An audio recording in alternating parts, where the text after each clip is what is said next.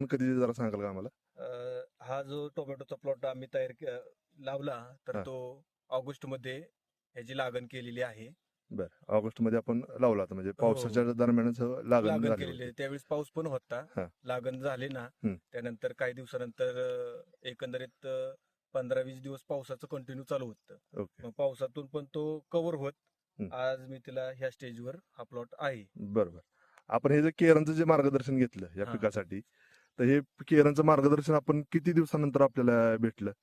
हे केरांचं मार्गदर्शन मला जरा उशिराच भेटलं.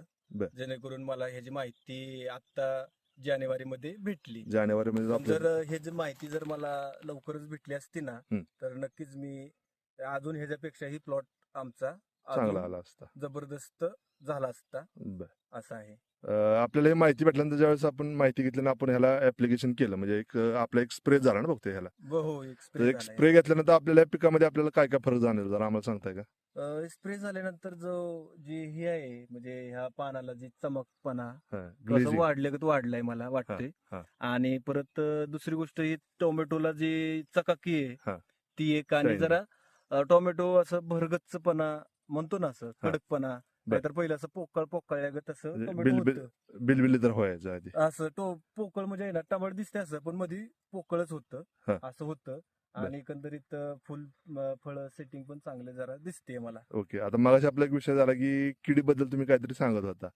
तर अगोदर जे रासायनिकचं जे होतं ना आपलं ह्याचं स्प्रे घेतल्यानंतर. आता काय होतं साहेब सांगू का, की आम्ही पहिलं रासायनिक वरच टोटल करत होतो. हम्म. म्हणजे थोडं का आता सांगायचं म्हणजे ऑर्गॅनिक वर माझा विश्वास थोडा नव्हता ओके. त्यावेळेस. हा. आता जेणेकरून रासायनिक टाकायचं आणि भडका म्हणजे व्हायचं असं, झटका लगेच हे करायचं. लगेचच ती ही वाटायचं. हा. मग त्याच्यावर जरा विश्वास पडल्यागत झालेला.